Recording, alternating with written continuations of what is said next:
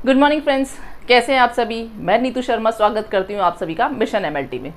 जी हाँ दोस्तों, आज का जो वीडियो है वो हमारा होने वाला है सिलेबस डिस्कशन पे। पहले मैंने आपको बताया था कि हमें 12th के बाद क्या करना चाहिए। मैंने आपको उसमें बहुत सारे ऑप्शंस दे दिए थे। आई होप आपने अभी तक सेलेक्ट कर लिया होगा कि आपको क्या करना है। नेक्स्ट मैंने आपको बताया था व्हाट इज़ एमएलटी। जी हाँ दोस्तों, एमएलटी यानी मेडिकल लैब टेक्नीशियन क्या होता है, उसके बारे में भी अगर आपने नहीं देखा है तो जाकर के वीडियो देख लीजिए। नेक्स्ट हम स्टार्ट करेंगे, अगर किसी भी चीज़ की हम तैयारी शुरू करते हैं तो पहले एक बार उसका सिलेबस देखना ज़रूरी है कि हम उसके साथ साथ क्या क्या कवर कर रहे हैं, हमें किन किन सब्जेक्ट्स को पढ़ना पड़ेगा, क्या क्या टॉपिक्स आएंगे, सब कुछ कवर होगा। तो आज का जो वीडियो होने वाला है वो हमारा है सिलेबस डिस्कशन पे। जी हाँ दोस्तों, एक बार सिलेबस देख लेते हैं कि किन किन चीज़ों की तैयारी हम शुरू करेंगे अंदर। तो आज का वीडियो है सिलेबस डिस्कशन, एंड तक जरूर देखिएगा दोस्तों। शुरू करते हैं आज का सिलेबस डिस्कशन। हाँ तो दोस्तों, शुरू करते हैं सिलेबस डिस्कशन जो कि है मेडिकल लैब टेक्नीशियन का। जी हाँ, राजस्थान पैरामेडिकल का ये डिप्लोमा होता है। आज हम इसका सिलेबस डिस्कशन करने वाले हैं। तो दोस्तों, आप हमारे साथ अपनी तैयारी शुरू कर सकते हैं। मिशन एमएलटी, जी हाँ, सब्सक्राइब कर लीजिए चैनल को, लाइक शेयर एंड सब्सक्राइब करना ना भूलें। तो शुरू करते हैं हमारा सिलेबस डिस्कशन। देखिए दोस्तों, ये हमारा जो syllabus of diploma in medical laboratory technology. जी हाँ दोस्तों, फर्स्ट ईयर में हमारे पास क्या आने वाला है। देखिए दोस्तों, फर्स्ट ईयर में हमारे पास paper number 1, number 2 and number 3। मैं यहाँ पर उन्हीं सब्जेक्ट्स की बात कर रही हूँ जो हमारे जिन्हें हमें तैयार करना है दोस्तों। Hindi, English, computer, environment science, मैं इनकी बात नहीं कर रही हूँ। मैं आपके इन सब्जेक्ट्स की बात कर रही हूँ। Anatomy, haematology, clinical pathology, blood banking, physiology, मैं इन सब्जेक्ट्स की बात कर रही हूँ। ठीक है दोस्तों, तो ध्यान से देखिएगा। फर्स्ट पेपर होने वाला है एनाटमी एंड फिजियोलॉजी का, जो कि आपका होगा 100 मार्क्स का। सेकेंड पेपर आपका होने वाला है haematology and blood banking, that is also for 100 marks. And the paper third is for clinical pathology.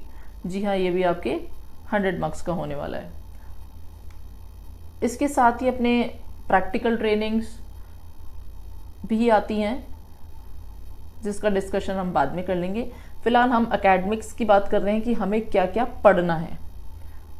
Practical knowledge एक अलग चीज़ है, थ्योरेटिकल नॉलेज एक अलग चीज़ है। यहाँ हम थ्योरी पेपर्स की बात कर रहे हैं।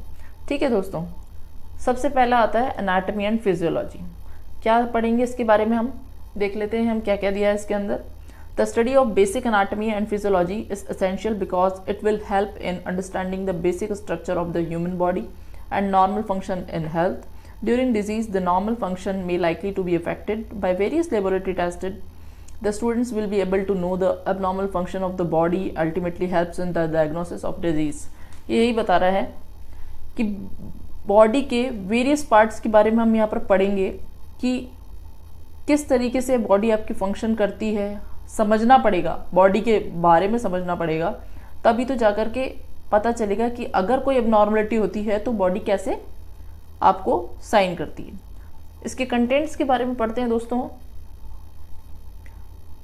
फर्स्ट अपन को दिया हुआ है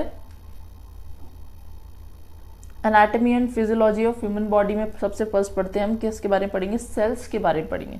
जी हाँ, सेल्स का क्या पढ़ेंगे हम, स्ट्रक्चर एंड फंक्शन। ठीक है दोस्तों, स्ट्रक्चर एंड फंक्शन पढ़ने वाले सेल्स का। टिश्यूज के बारे में पढ़ेंगे, epithelial, muscular, connective and necrosis, ये सभी टिश्यूज़ के बारे में भी पढ़ना होगा। फिर रहेगा blood, circulatory system, digestive system, respiratory system, nervous system, endocrine system, urinary system, ENT and skin, skeleton system, muscular system, reproductive system. All over body के बारे में सर आपको यहाँ पर बोल दिया गया है। कुल मिलाकर के पूरी पढ़ाई करनी है दोस्तों, कुछ नहीं छोड़ना है, सब कुछ कवर कर देंगे, घबराने की कोई ज़रूरत नहीं है। नेक्स्ट हमारा आता है हेमाटोलॉजी और ब्लड बैंकिंग। हेमाटोलॉजी और ब्लड बैंकिंग, देखिए दोस्तों, ये जो बहुत ही इम्पॉर्टेंट ब्रांचेस है लेबोरेटरी मेडिसिन में, ताकि जो स्टूडेंट है ना वो जान जाए कि क्या क्या होता है, ब्लड की क्या कंपोनेंट्स होते हैं, क्या सिग्निफिकेंस हैं, एक नॉर्मल हेल्थ की क्या सिग्निफिकेंस होते हैं।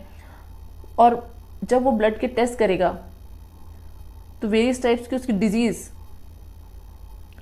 पता कर पाएगा कि कैसे डायग्नोस करनी है हेमाटोलॉजी एंड ब्लड बैंकिंग में। पढ़ लेते हैं हेमाटोलॉजी के बारे में। हेमाटोलॉजी क्या है? इंट्रोडक्शन टू क्लिनिकल हेमाटोलॉजी पढ़ेंगे दोस्तों। इसके अंदर हम instruments and glassware used in haematology,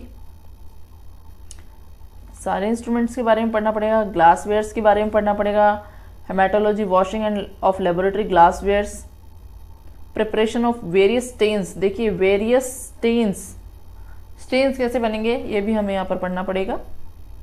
फिर पढ़ेंगे buffers and other solutions used in haematology. ये सब कुछ हमें तैयार करना है। कैसे तैयार करना है वो सब हम बता देंगे कि कैसे सिखाएंगे आपको, कैसे पढ़ना है, कैसे बनाना है, सब कुछ आ जाएगा। Methods of collection of blood sample and anticoagulants used in different test and various type of vacutainers. दोस्तों वैक्यूटेनर्स क्या होता है आपने नाम सुना ही होगा अगर आप मेडिकल लाइन से जुड़े हुए हैं या कभी। डिफरेंट टाइप के वैक्यूटेनर्स के बारे में पढ़ेंगे, मेथड्स पढ़ेंगे डिफरेंट ब्लड कलेक्शन के। नेक्स्ट देख लेते हैं दोस्तों, इसके अंदर बहुत सारी चीज़ें हैं। ये ऑलमोस्ट सारा ही दे दिया। अगर आपने कभी एक सीबीसी की रिपोर्ट पढ़ी हो तो WBC, RBC, haemoglobin, MCV, MCH, PCV सब कुछ लिखा होता है उसमें, सब कुछ पढ़ लेंगे हम। देखिए इन्होंने क्या क्या दिया है, क्या क्या कवर कर रहे हैं इसके अंदर, देख लेते हैं एक बार। RBC counting, WBC counting, eosinophils count, PCV, methods of haemoglobin estimation भी पढ़ेंगे, बिल्कुल सही है। ब्लड इंडिजेस पढ़ेंगे जिसमें MCV, MCH ये सब कुछ कवर हो जाता है हमारा। Erythrocyte sedimentation rate that means ESR, अगर कभी टेस्ट कराया हो तो ESR, जी हाँ। Preparation and staining of peripheral blood smear यानी PBF स्मेयर के बारे में पढ़ेंगे। Morphology of normal and abnormal RBCs की पढ़ेंगे। Morphology of normal and abnormal of leucocytes पढ़ लेंगे। डिफरेंशियल ल्यूकोसाइट्स काउंट्स पढ़ेंगे यानी DLC, TLC DLC पढ़े ना वो। बोन मैरो एग्जामिनेशन पढ़ेंगे। ऑस्मेटिक फ्रेजिलिटी टेस्ट पढ़ेंगे। Estimation of foetal haemoglobin, G6PD estimation, sickling test, automation in haematology. Basic principle पढ़ेंगे दोस्तों इसके। कुल मिला के काफ़ी अच्छा सिलेबस है ये। आप लोगों को पता होना चाहिए कि हम जो चीज़ स्टार्ट करने जा रहे हैं उसमें अंदर एक्चुअल में है क्या। अगर हमें पता ही नहीं होगा तो हम किस चीज़ की तैयारी करेंगे। जब एग्ज़ाम में क्वेश्चन आता है ना दोस्तों तो फटाफट क्लिक होना चाहिए कि ये कहाँ से आया है। अच्छा ये RBC से आया है, RBC के बारे में क्या क्या पूछ रहा है, ये सब कुछ खटाखट से रिकॉल होना चाहिए। और ये देखो दोस्तों अपन हिंदी इंग्लिश दोनों ही लैंग्वेजेस में पढ़ लेंगे तो आपको कोई दिक्कत नहीं आएगी आराम से समझने में और समझाने में भी हमें। Next is blood banking. बहुत ही अच्छा टॉपिक होता है दोस्तों ब्लड बैंकिंग। ब्लड बैंकिंग में क्या पढ़ा रहा है? Screening and selection of donor. Donor से ही आपको पता चल गया होगा कि स्क्रीनिंग करनी है, सिलेक्शन करना है कि डोनर कैसा होना चाहिए, कैसा नहीं होना चाहिए, उसकी क्या क्या क्वालिटीज़ होनी चाहिए, वो सब पढ़ लेंगे। Collection and storage of blood पढ़ेंगे दोस्तों। ब्लड ग्रुपिंग पढ़ेंगे, आपने पढ़ा ही होगा ब्लड ग्रुप, नहीं पढ़ा होगा तो हम सब पढ़ा देंगे आपको, टेंशन नहीं लीजिए आप उसकी बिल्कुल भी। ABO टेस्टिंग पढ़ेंगे, tube test, reverse grouping, RH grouping test site पढ़ेंगे। Positive and false negative results, DU system पढ़ेंगे दोस्तों, DU system and its significance. अच्छे क्वेश्चंस बनते हैं यहाँ से। Cross matching, reasons of cross match, saline, albumin, Coombs and enzyme in testing. Coombs test पढ़ेंगे दोस्तों। कूम्स टेस्ट भी बड़ा इंटरेस्टिंग टेस्ट है, नाम से लग रहा होगा कि पता नहीं क्या कौन सा टेस्ट है, but it's very easy. Preparation of various components of the bloods and their storage. Components, blood के कंपोनेंट्स पढ़ लेंगे दोस्तों, बहुत ही इंटरेस्टिंग टॉपिक है। यहाँ से आपका एक अच्छा खासा बड़ा क्वेश्चन बनने की चांसेस रहती हैं। Grouping and cross matching by gel technique, ये भी पढ़ लेंगे दोस्तों ब्लड बैंकिंग के अंदर। नेक्स्ट हमारा दोस्तों क्लिनिकल पैथोलॉजी के बारे में पढ़ेंगे। इसमें एक्चुअल में हमें क्लिनिकल रिजल्ट देने पड़ते हैं कि टेस्ट करा दिए, क्या क्लिनिकल रिजल्ट्स आ रहे हैं जो कि क्लू देंगे हमें regarding a disease. Process going on inside the body. देखिए इसमें लिखा हुआ है it helps in monitoring the normal functioning of different system of human body. Abnormal clinical pathological results give a clue regarding a disease process going on inside the body. क्या चल रहा है शरीर में ये सब बता देगा। क्या क्या पढ़ना है दोस्तों इसमें, और काफ़ी कुछ टॉपिक्स ऐसे हैं जो हमने पहले भी कवर कर लिए हैं। जैसे कि देखो उसमें यूरिनरी सिस्टम आया था पूरा, तो इसमें आ गया यूरिनरी एग्जामिनेशन। सिस्टम पूरा पढ़ लेंगे, एग्जामिनेशन अपने आप कवर हो जाएगा। सीमन एनालिसिस आया इसके अंदर, CSF and other body fluids के एग्जामिनेशंस पढ़ेंगे, ब्लड सेल काउंट्स पढ़ेंगे, हीमोग्लोबिन एस्टिमेशन पढ़ेंगे, ये अपन ने पहले भी अभी देखा था। Determination of PC, pack cells की आ गई, ESR ब्लड इंडिजेस अभी पहले भी आया था, ये फिर आ गया। एली सेल टेस्ट आ गया, कोल्ड एग्लूटिनेशन आ गया, preparation and staining of peripheral blood, वही PBF पहले भी आई थी अभी भी आ गई। बट यहाँ पर क्लिनिकल वैल्यूज के बारे में पढ़ना होगा। जैसे लास्ट में क्लिनिकल सिग्निफिकेंस लिखते हैं ना अपन, तो उस वे में अपन इसको यहाँ पर कवर करेंगे। Differential leucocytes counts DLC, osmotic fragility test same आ गया था, सिकलिंग टेस्ट भी आ गया था, फीटल हेमोग्लोबिन एस्टिमेशन भी आ गया, G6PD भी आ गया, ये ऑलमोस्ट अभी पहले हमारे कवर हुए थे। Blood grouping and cross matching very interesting and important, अच्छा क्वेश्चन बनते हैं यहाँ से। Organisation of blood bank, separation and uses of various components of blood, various components मैंने बताया था यहाँ से बड़ा क्वेश्चन बनता है, ये इंपॉर्टेंट है, आया भी है पहले एग्जाम्स में आपके। और ट्रांसफ्यूजन रिएक्शंस, ये सब हम पढ़ने वाले हैं दोस्तों।